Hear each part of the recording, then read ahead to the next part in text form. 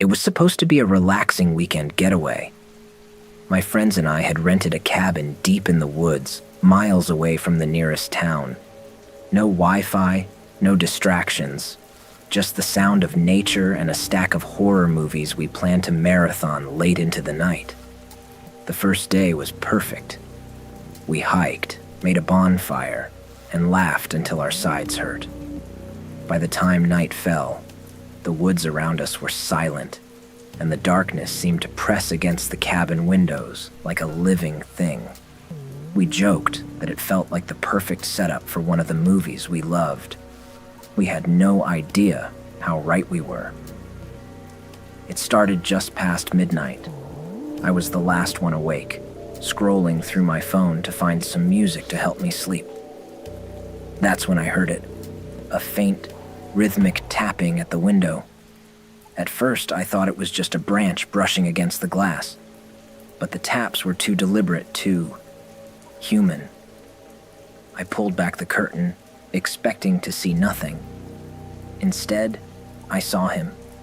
A tall figure stood just beyond the tree line, barely illuminated by the faint moonlight. He was wearing a tattered overcoat, his head slightly tilted, as if studying the cabin. But what froze me wasn't his posture. It was the mask.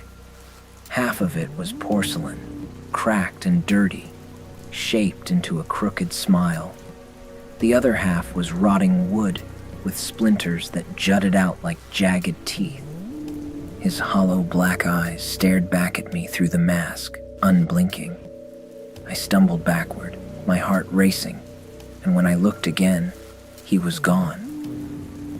I didn't sleep that night. The next morning, I told my friends what I'd seen, but they laughed it off, calling it a bad dream. They convinced me to go on a hike to shake the nerves.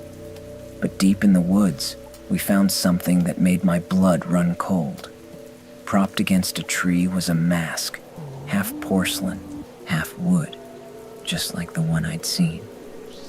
It was positioned deliberately, staring down the trail like it was waiting for us. My friends tried to joke about it, but the unease was palpable. We decided to cut the hike short and head back to the cabin. By the time night fell again, the atmosphere was tense. That's when the tapping started again. This time, it wasn't just at one window, it was at every window. Slow, deliberate taps that moved from one pane of glass to the next, as if circling the cabin. When we gathered in the living room, the power went out. We were plunged into darkness, save for the flickering light of the fireplace. Then we heard it, a voice, low and mocking, coming from somewhere outside. "Do you think you can leave?" The voice sent chills down my spine. It sounded like it was right at the door, but when we checked, no one was there. Instead, something was waiting for us on the porch. A new mask, identical to the one we'd found in the woods, but this one was smeared with something dark and wet. We barricaded ourselves in the cabin, but the noises didn't stop. Footsteps on the roof, the sound of creaking wood, and that voice, always seeming to come from just out of sight. "Do you like my smile?" it asked, dragging out the words in a sing-song tone. By dawn, we were too terrified to stay.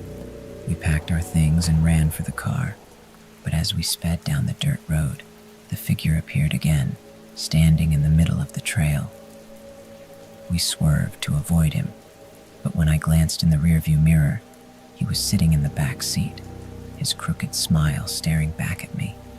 The car crashed into a tree, and when I came to, the others were gone.